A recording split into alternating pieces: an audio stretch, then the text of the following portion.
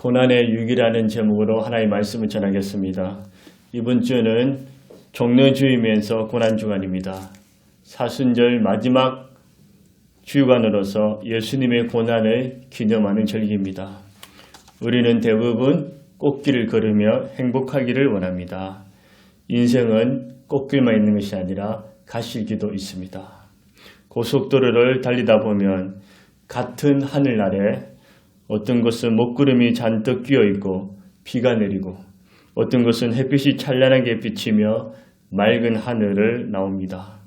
우리 인생도 항상 먹구름과 비바람만 있는 것이 아니고 그렇다고 언제나 청명한 하늘만 있는 것도 아닙니다.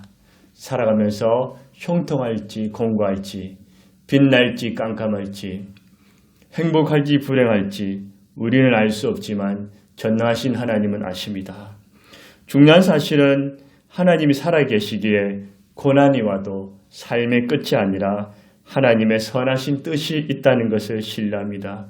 그러기에 그리스도인은 고난을 두려워하지 않고 이겨낼 수가 있습니다. 유대인과 일반인들은 생각하기를 고난이 어디서 올까? 고난이 죄 때문에 온다고 생각합니다. 고난은 죄로 인해 올 수도 있지만 사탄이 주기도 하고 하나님이 주시기도 합니다.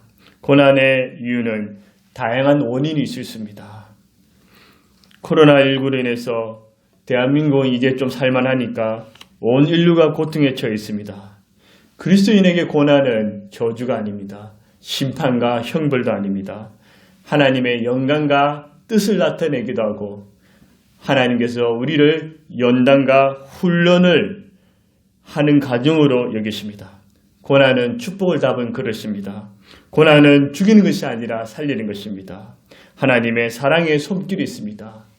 고난은 불행하게 만드는 것이 아니라 유익합니다. 고난은 은혜입니다. 시편 119편 67절에 보니 고난 당하기 전에는 내가 그릇 행하였더니 이제는 주의 말씀을 지키나이다. 고난 당하기 전에는 제법대로 살다가 고난을 받고 보니 정신이 번쩍 드는 것입니다. 정신이 번쩍 들어보니 이렇게 살아서는 안 되겠구나. 하나님의 말씀대로 살게 됩니다. 시편 119편 71절에도 고난당한 것이 내게 유익이라 이로 말미암아 내가 주의 율례들을 배우게 되었나이다. 고난은 손해보는 것이 아니라 유익하다고 하나님의 말씀을 배울 수 있는 이유인 것입니다. 베드로 당시 그리스도인들은 핍박과 박해, 고난이 심했습니다. 베드로는 고난이 하나님의 심판이 아니라 유익하다고 일하면서 고난당하는 성도를 향하여 약속의 말씀으로 힘을 실어줍니다. 10절에 보십시오. 영혼과 잠깐, 영광과 고난을 대조합니다. 영광은 어떠하다고요? 영원합니다. 고난은 무엇이라 말합니까? 잠깐입니다. 그리스도인의 고난은 영원하지 않고 잠깐입니다. 반면에 영광은 짧지 않고 영원합니다.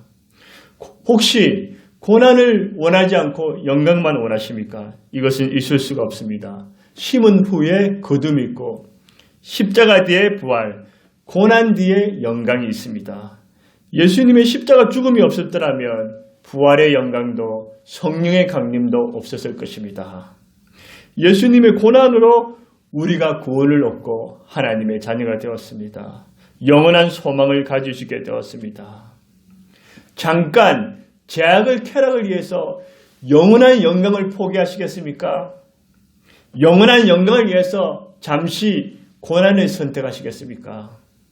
히브리서 11장 24절에 26절에 보니 믿음으로 모세는 장성하여 바로의 공주의 아들의 칭함을 받기를 거절하고 도리어 하나님 백성과 함께 고난받기를 잠시 제약의 낙을 누리는 것보다 더 좋아하고 그리스도를 위하여 받는 수모를 애굽의 모든 보화보다 더 큰 재물을 여겼으니 이는 상 주심을 바라봄이라. 모세는 영원한 영광과 상급이 있기에 그것을 위해서 이 세상의 영광과 낙보다는 그리스도를 위해서 주님을 위해서 고난받는 것을 더 좋아했다고 했습니다. 세상 사람들은 하나님도 안 계셔 천국과 지옥이 없다고 생각합니다. 그래서 잠시 쾌락과 영광을 위해서 온갖 죄를 범하면서 살아갑니다. 사람들이 아무리 부인해도 하나님은 살아계십니다. 천국과 지옥은 영원히 있습니다. 영원한 형벌과 영원한 심판이, 영원한 상급이 기다리고 있습니다. 지금 여러분 어떤 고난이 있습니까? 코로나19로 해서 말할 수 없는 고통을 당했습니까? 건강과 물질의 어려움이 있습니까? 가정, 부모, 부부, 자녀 고통이 있습니까? 인간과의 도는 시련이 있습니까? 사는 것 자체가 고통이십니까? 내 안에 불안, 염려, 걱정이 떠나지 않습니까? 해결되지 않을 것 같은 복잡한 문제 때문에 힘드십니까? 불통한 미래가 두려우십니까? 예수님과 복음을 위해서 고난을 받고 계십니까? 고난의 크기와 내용은 달라도 고난 중에 원망하거나 불평하지 마세요. 자살하거나 삶을 포기하지 마세요. 억울하거나 분하지 마세요. 복수와 종의 칼을 휘둘지 마세요. 모든 은혜의 하나님이 여러분에게 고난은 잠깐만 허용하시고 영광은 영원한 것으로 주십니다. 고난에 어떤 유익이 있습니까? 온전하게 합니다. 10절에 보니 잠깐 고난을 당한 너희를 친히 온전하게 하시며, 온전이란 찢어진 그물을 다시 깁는다는 뜻입니다. 찢어진 그물로 고기를 잡을 수 있습니까? 잡지 못합니다. 다 빠져나갑니다. 찢어지지 않은 그물, 온전한 그물로 각종의 물고기를 잡아 끌어올릴 수 있습니다. 이 말씀은 그리스도인에게 고난이 없으면 찢어진 그물처럼 하나님께서 은혜와 복을 부어주셔도 감당치 못해서 다 밖으로 세워나간다는 것입니다. 그렇지만 고난은 그리스도인들을 온전한 그물로, 온전한 사람으로 만들어서 하나님의 온증과 복을 다 담을 수 있게 합니다. 준비되고 무장하여 주의 일을 더욱 잘할 수 있게 해줍니다. 업적을 남긴 사람들은 역경을 극복한 스스로가 있습니다. 발명한 에디슨은 어렸을 때 낙제성이었고 기가 안 좋았습니다. 그러나 30살에 축음기를 발명했습니다. 신령으로서 밀턴은 심각한 시간장애이었습니다. 시력을 모두 잃은 상태에서 5년 동안 땀 흘려 명작을 남겼습니다. 무디는 초등학교 졸업에 학력이 전부였으나 세계적인 전도자로 이름을 날렸습니다. 힌드로그 발견한 콜럼버스는 섬유 공장의 징불공이었습니다. 셰익스피어는 산에서 나무를 하다가 파는 나무꾼의 아들이었습니다. 그는 너무 가난해서 책을 살 돈이 없었습니다. 백화점 왕 워너메이커는 가난한 벽돌공의 아들이었습니다. 성경에 나오는 하나님 사람들은 대부분 고난의 학교를 통해서 쓰임받았습니다. 주님께서는 요셉을 단련하신 후에야 그의 꿈을 이루어 주셨습니다. 그는 국무총리가 되기 전에 13년이나 눈물과 외로움, 배신, 고통의 시간을 보내야 했습니다. 모세는 어땠습니까? 이스라엘 일꾼의 리더가 되기 전까지 40년이라는 강야학교에서 혹독한 훈련을 받았습니다. 다니엘의 세 친구는 불시험을 통과하였고 다니엘은 사자굴을 체험하였습니다. 바울은 수없이 매를 맞고 돌에 맞고 감옥에도 갇히고 수없는 죽음의 위험으로 고난을 겪었습니다. 이들은 한결같이 고난이 있었지만 고난을 통해 망한 것이 아니라 못난 자아와 욕심, 이기심이 깨어지고 주님의 형상으로 회복되어 온전해지는 은혜가 있었습니다. 히브리서 5장 8절에 그가 아들이면서도 받으신 고난으로 순정함을 배워서 온전하게 되셨은저. 예수님은 죄가 없으신데 고난을 순정함으로 배워서 온전케 되셨다고 하셨습니다. 고난은 어떤 유익이 있을까요? 굳건하게 합니다. 10절에 보니 굳건하게 하시며, 굳건이란 기초를 튼튼히 하다는 뜻입니다. 건물을 지을 때 기초가 부실하면 아무리 멋지고 화려한 집도 언젠가는 무너집니다. 운동도 기본기가 중요합니다. 시간이 걸리더라도 기본기를 잘 다지면 10배, 20배 효과가 있습니다. 세상에서 성공하다 갑자기 무너지는 사람의 공통점은 성공과 영광만 누리다가 고난을 당할 때 이길 수 있는 힘이 없었던 것입니다. 성공을 맛봤으며 좌절과 실패, 역경도 맛봐야 합니다. 이 둘을 경험한 사람만이 굳건하게 됩니다. 미국의 커뮤니케이션 이론가 폴 스톨츠 박사는 미래를 갈수록 지능지수 IQ 또는 감성지수 EQ보다 역경 극복지수 AQ가 높은 사람이 성공할 것이라 말했습니다. 역경 극복지수란 무엇입니까? 역경에 굴복하지 않고 끝까지 도전하여 목표를 성취하는 능력입니다. 여러분과 여러분의 자녀들도 무조건 우수한 성적, 성공, 목표 달성에만 목표 두지 말고 좌절과 실패, 인생의 선만 앞에 서서 이길 수 있는 역경 극복 지수를 높여야 합니다. 고난과 역경을 겪지 않으면 큰 풍부한 문제가 만났을 때 믿음과 전생애가 흔들릴 수 있지만 고난을 겪고 이겨낸 사람은 어떤 어려움과 시련이 와도 이겨낼 수 있습니다. 극복해낼 수가 있습니다. 왜냐하면 이미 기본기가 튼튼히 잡혔기 때문입니다.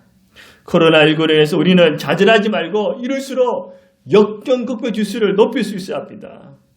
고난이라는 것은 그리스도인에게 쓰임받는 그릇을 준비시키는 과정입니다.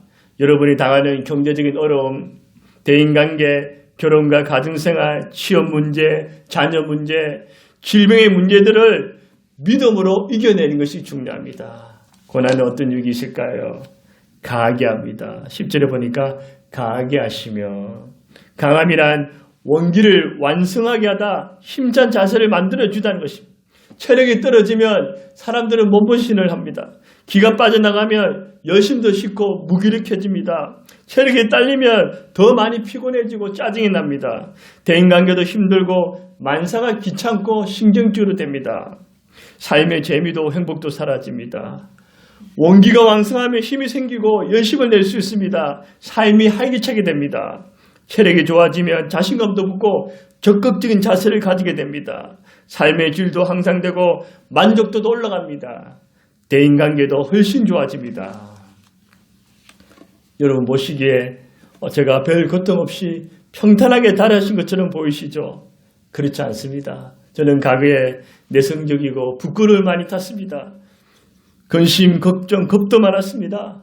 막내로서 사랑을 듬뿍 받았었지만 예수님을 믿고 난 뒤에 유교와 불교 집안인 우리 집안이 제사를 중요시하기 때문에 제가 제사를 드리지 않으니 그때부터 핍박이 시작되었습니다.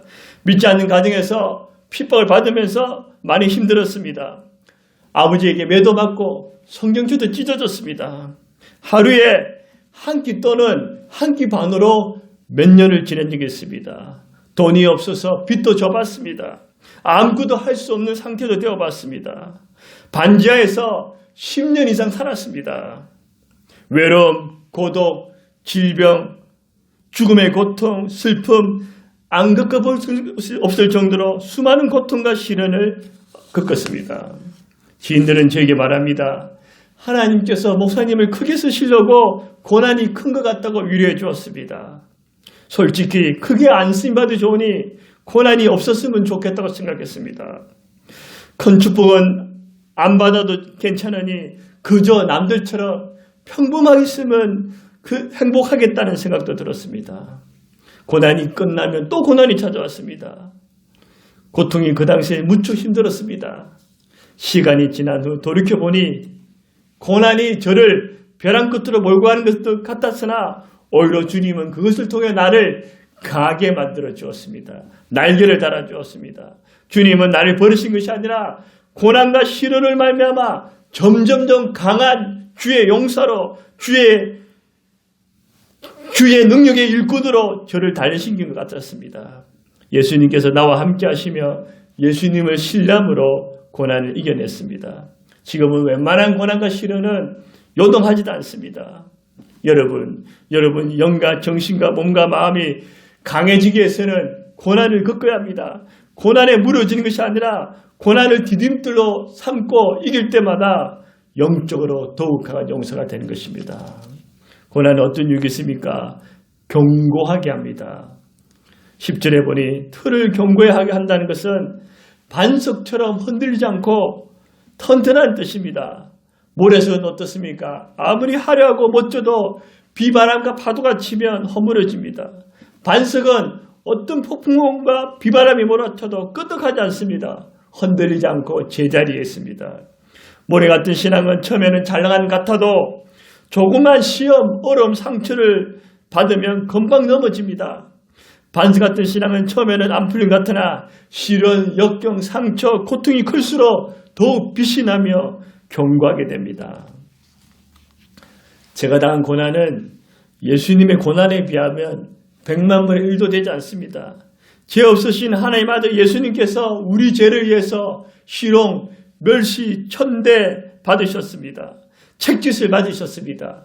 예수님께서 맞은 책찍은 무거운 가죽끈으로 된 책짓으로 그 끝에는 새 납덩이들이 달려 있었습니다. 그 무겁고 무시한 책짓으로 예수님의 등과 팔, 다리를 사정없이 거듭 내리쳤습니다. 처음에는 그 무거운 가죽끈들이 피와 조직을 찢고 파고들자 모세관과 혈관에서 피가 줄줄 흘러나왔습니다. 건능 속에 있는 혈관에서 피가 품어나오기 시작했습니다.